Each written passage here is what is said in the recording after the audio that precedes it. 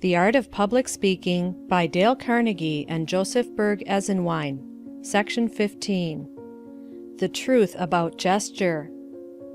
When Whitefield acted an old blind man advancing by slow steps toward the edge of the precipice, Lord Chesterfield started up and cried, "Good God, he is gone!" Nathan Sheppard, Before an Audience. Gesture is really a simple matter that requires observation and common sense rather than a book of rules. Gesture is an outward expression of an inward condition. It is merely an effect, the effect of a mental or an emotional impulse struggling for expression through physical avenues. You must not, however, begin at the wrong end. If you are troubled by your gestures or a lack of gestures, attend to the cause, not the effect. It will not in the least help matters to tack on to your delivery a few mechanical movements.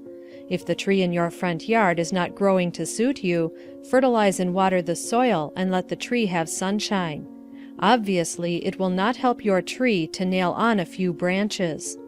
If your cistern is dry, wait till it rains, or bore a well. Why plunge a pump into a dry hole? The speaker whose thoughts and emotions are welling within him like a mountain spring will not have much trouble to make gestures. It will be merely a question of properly directing them. If his enthusiasm for his subject is not such as to give him a natural impulse for dramatic action, it will avail nothing to furnish him with a long list of rules. He may tack on some movements, but they will look like the wilted branches nailed to a tree to simulate life. Gestures must be born, not built.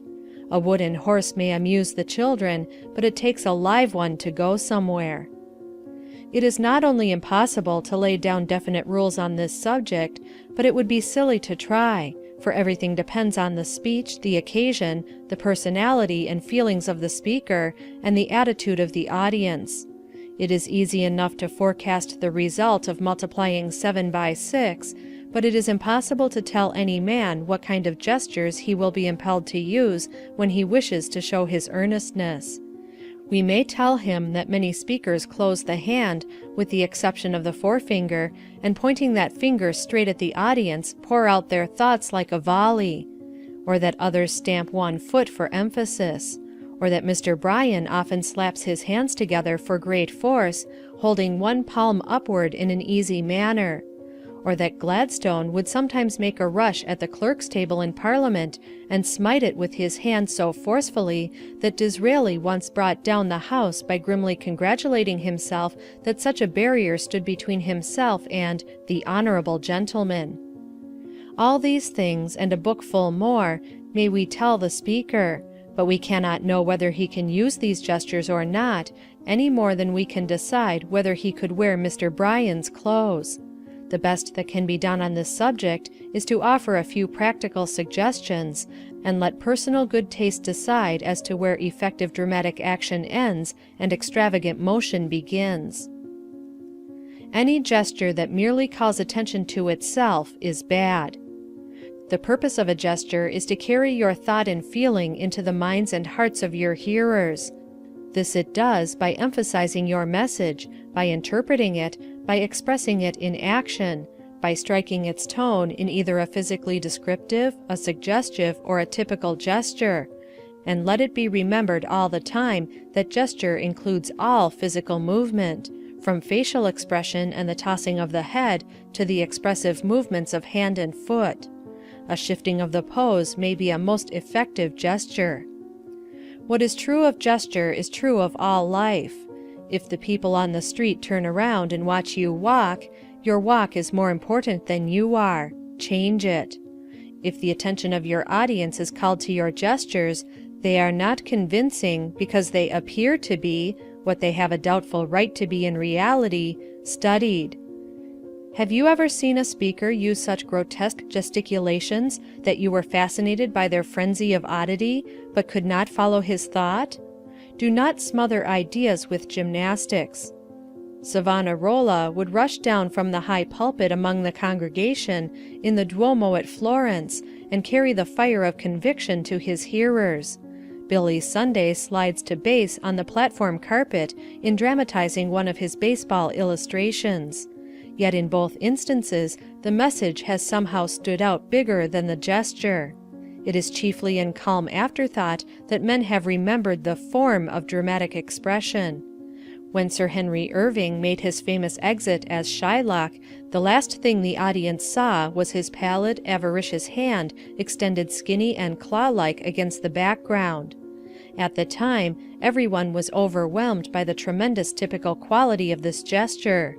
Now we have time to think of its art and discuss its realistic power. Only when gesture is subordinated to the absorbing importance of the idea, a spontaneous, living expression of living truth, is it justifiable at all, and when it is remembered for itself, as a piece of unusual physical energy or as a poem of grace, it is a dead failure as dramatic expression. There is a place for a unique style of walking. It is the circus or the cakewalk. There is a place for surprisingly rhythmical evolutions of arms and legs. It is on the dance floor or the stage. Don't let your agility and grace put your thoughts out of business. One of the present writers took his first lessons in gesture from a certain college president who knew far more about what had happened at the Diet of Worms than he did about how to express himself in action. His instructions were to start the movement on a certain word, continue it on a precise curve, and unfold the fingers at the conclusion, ending with the forefinger, just so. Plenty, and more than plenty, has been published on this subject, giving just such silly directions. Gesture is a thing of mentality and feeling, not a matter of geometry. Remember, whenever a pair of shoes, a method of pronunciation, or a gesture calls attention to itself, it is bad. When you have made really good gestures in a good speech, your hearers will not go away saying, "What beautiful gestures he made!" But they will say, "I'll vote for that measure. He is right, I believe in that." Gestures should be born of the moment. The best actors and public speakers rarely know in advance what gestures they are going to make. They make one gesture on certain words tonight, and none at all tomorrow night at the same point. Their various moods and interpretations govern their gestures. It is all a matter of impulse and intelligent feeling with them. Don't overlook that word, intelligent. Nature does not always provide the same kind of sunsets or snowflakes, and the movements of a good speaker vary almost as much as the creations of nature. Now all this is not to say that you must not take some thought for your gestures. If that were meant, why this chapter?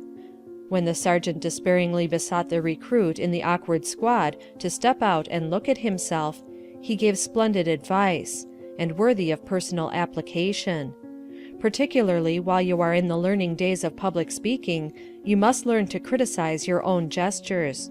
Recall them, see where they were useless, crude, awkward, what not, and do better next time. There is a vast deal of difference between being conscious of self and being self-conscious. It will require your nice discrimination in order to cultivate spontaneous gestures and yet give due attention to practice.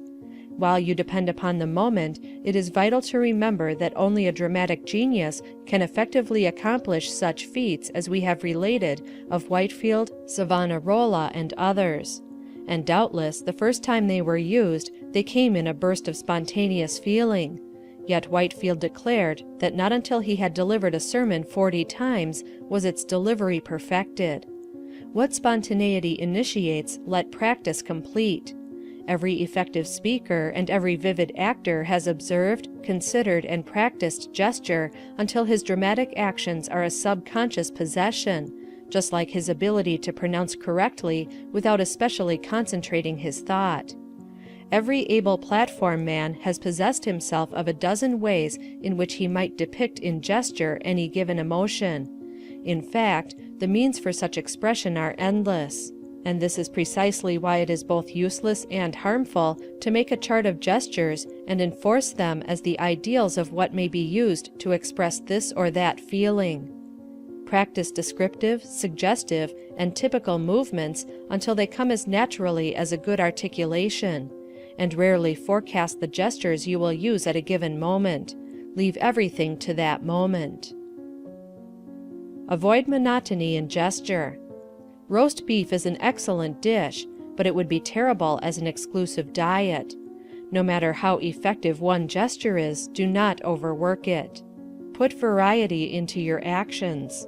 Monotony will destroy all beauty and power. The pump handle makes one effective gesture, and on hot days that one is very eloquent, but it has its limitations. Any movement that is not significant weakens. Do not forget that. Restlessness is not expression. A great many useless movements will only take the attention of the audience from what you are saying. A widely noted man introduced the speaker of the evening one Sunday lately to a New York audience. The only thing remembered about that introductory speech is that the speaker played nervously with the covering of the table as he talked. We naturally watch moving objects. A janitor putting down a window can take the attention of the hearers from Mr. Roosevelt. By making a few movements at one side of the stage, a chorus girl may draw the interest of the spectators from a big scene between the leads. When our forefathers lived in caves, they had to watch moving objects, for movements meant danger. We have not yet overcome the habit. Advertisers have taken advantage of it. Witness the moving electric light signs in any city. A shrewd speaker will respect this law and conserve the attention of his audience by eliminating all unnecessary movements. Gesture should either be simultaneous with or precede the words, not follow them. Lady Macbeth says, "Bear welcome in your eye, your hand, your tongue." Reverse this order and you get comedy. Say, "There he goes," pointing at him after you have finished your words, and see if the result is not comical. Do not make short, jerky movements. Some speakers seem to be imitating a waiter who has failed to get a tip. Let your movements be easy and from the shoulder, as a rule, rather than from the elbow. But do not go to the other extreme and make too many flowing motions. That savors of the lackadaisical. Put a little punch and life into your gestures. You cannot, however, do this mechanically. The audience will detect it if you do. They may not know just what is wrong, but the gesture will have a false appearance to them. Facial expression is important. Have you ever stopped in front of a Broadway theater and looked at the photographs of the cast? Notice the row of chorus girls who are supposed to be expressing fear. Their attitudes are so mechanical that the attempt is ridiculous. Notice the picture of the star expressing the same emotion. His muscles are drawn, his eyebrows lifted, he shrinks, and fear shines through his eyes. That actor felt fear when the photograph was taken. The chorus girls felt that it was time for a rare bit, and more nearly expressed that emotion than they did fear. Incidentally, that is one reason why they stay in the chorus. The movements of the facial muscles may mean a great deal more than the movements of the hand. The man who sits in a dejected heap with a look of despair on his face is expressing his thoughts and feelings just as effectively as the man who is waving his arms and shouting from the back of a dray wagon. The eye has been called the window of the soul. Through it shines the light of our thoughts and feelings. Do not use too much gesture. As a matter of fact, in the big crises of life, we do not go through many actions. When your closest friend dies, you do not throw up your hands and talk about your grief. You are more likely to sit and brood in dry-eyed silence. The Hudson River does not make much noise on its way to the sea. It is not half so loud as the little creek up in Bronx Park that a bullfrog could leap across. The barking dog never tears your trousers. At least they say he doesn't. Do not fear the man who waves his arms and shouts his anger, but the man who comes up quietly with eyes flaming and face burning may knock you down. Fuss is not force. Observe these principles in nature and practice them in your delivery. The writer of this chapter once observed an instructor drilling a class in gesture. They had come to the passage from Henry VIII in which the humbled cardinal says, "Farewell, a long farewell to all my greatness." It is one of the pathetic passages of literature. A man uttering such a sentiment would be crushed, and the last thing on earth he would do would be to make flamboyant movements.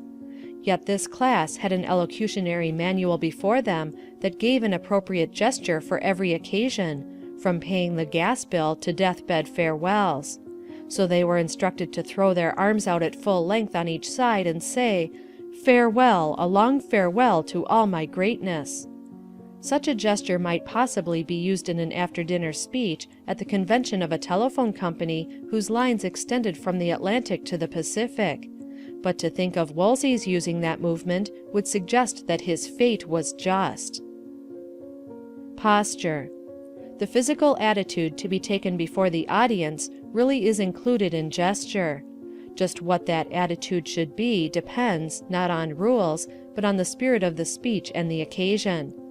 Senator La Follette stood for 3 hours with his weight thrown on his forward foot as he leaned out over the footlights, ran his fingers through his hair, and flamed out a denunciation of the trusts. It was very effective. But imagine a speaker taking that kind of position to discourse on the development of road-making machinery. If you have a fiery, aggressive message and will let yourself go, nature will naturally pull your weight to your forward foot. A man in a hot political argument or a street brawl never has to stop to think upon which foot he should throw his weight. You may sometimes place your weight on your back foot if you have a restful and calm message. But don't worry about it. Just stand like a man who genuinely feels what he is saying. Do not stand with your heels close together like a soldier or a butler. No more should you stand with them wide apart like a traffic policeman. Use simple good manners and common sense. Here a word of caution is needed. We have advised you to allow your gestures and postures to be spontaneous and not woodenly prepared beforehand, but do not go to the extreme of ignoring the importance of acquiring mastery of your physical movements. A muscular hand made flexible by free movement is far more likely to be an effective instrument in gesture than a stiff, pudgy bunch of fingers. If your shoulders are lithe and carried well, while your chest does not retreat from association with your chin, the chances of using good extemporaneous gestures are so much the better. Learn to keep the back of your neck touching your collar, hold your chest high, and keep down your waist measure. So attention to strength, poise, flexibility, and grace of body are the foundations of good gesture, for they are expressions of vitality, and without vitality no speaker can enter the kingdom of power.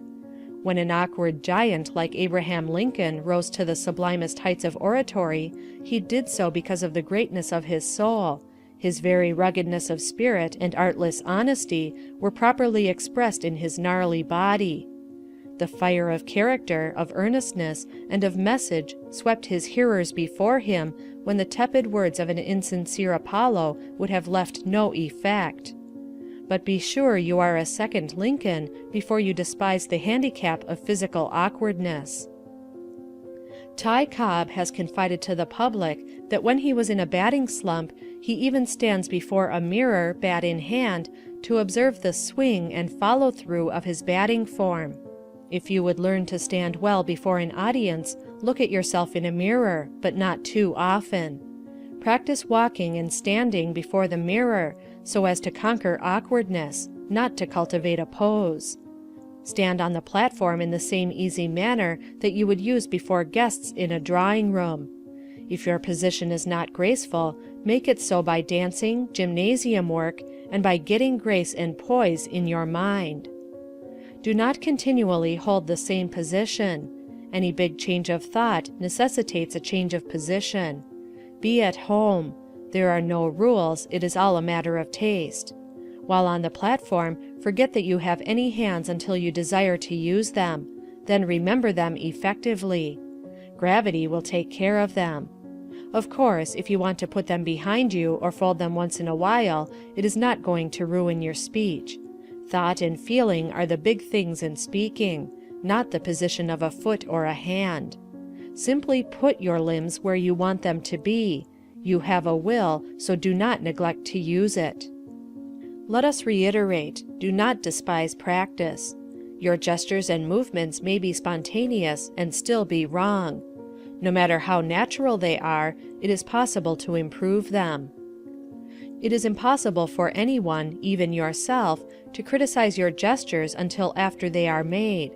You can't prune a peach tree until it comes up. Therefore, speak much and observe your own speech.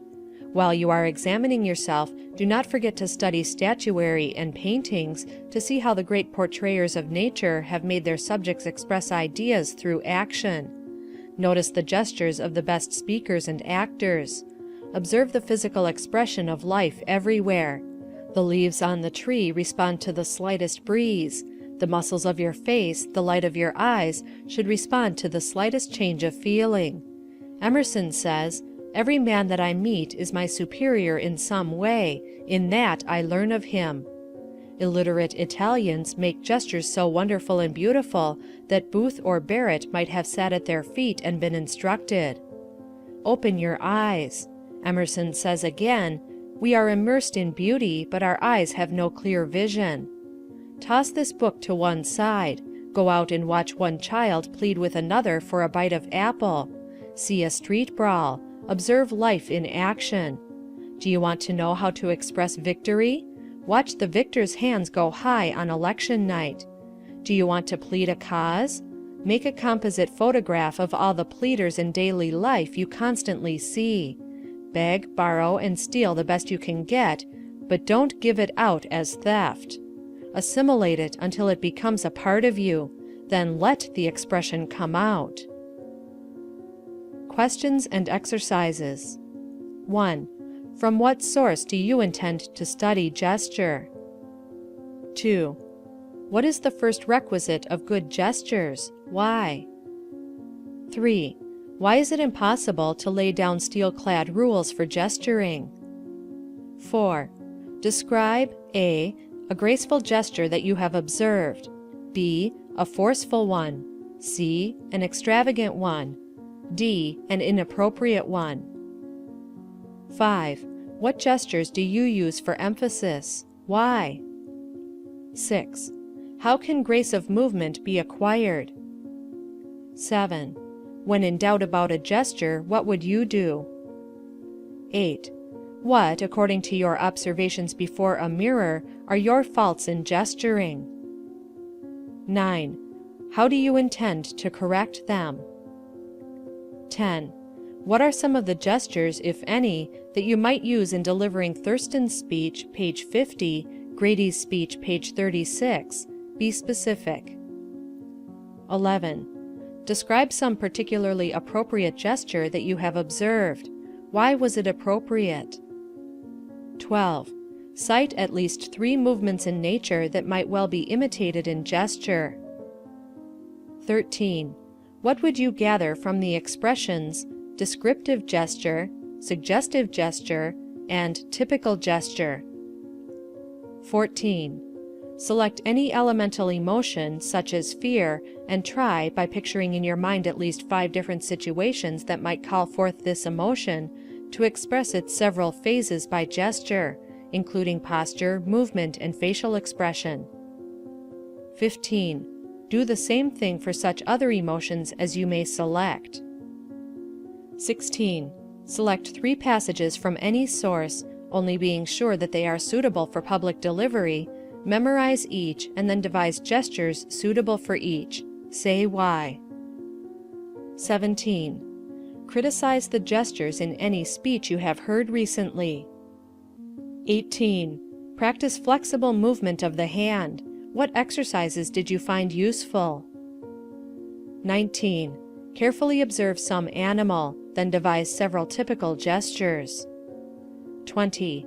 Write a brief dialogue between any 2 animals. Read it aloud and invent expressive gestures.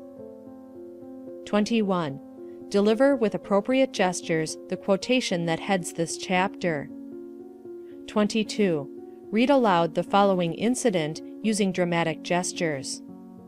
Quote, "When Voltaire was preparing a young actress to appear in one of his tragedies, he tied her hands to her sides with pack-thread in order to check her tendency toward exuberant gesticulation. Under this condition of compulsory immobility, she commenced to rehearse, and for some time she bore herself calmly enough. But at last, completely carried away by her feelings, she burst her bonds and flung up her arms. Alarmed at her supposed neglect of his instructions, she began to apologize to the poet. He smilingly reassured her, however. The gesture was then admirable, because it was irrepressible. End quote. Redway, The Actor's Art. 23. Render the following with suitable gestures. Quote, One day, while preaching, Whitefield, quote, suddenly assumed a nautical air and manner that were irresistible with him, end quote, and broke forth in these words, quote, Well, my boys, we have a clear sky and are making fine headway over a smooth sea before a light breeze, and we shall soon lose sight of land. But what means this sudden lowering of the heavens, and that dark cloud arising from beneath the western horizon? Hark! Don't you hear distant thunder? Don't you see those flashes of lightning? There is a storm gathering. Every man to his duty. The air is dark, the tempest rages. Our masts are gone. The ship is on her beam ends. What next? End quote. At this, a number of sailors in the congregation, utterly swept away by the dramatic description, leaped to their feet and cried, The longboat! Take to the longboat! End quote. Nathan Shepard, Before an Audience. End of section 15. Recording by Trisha G.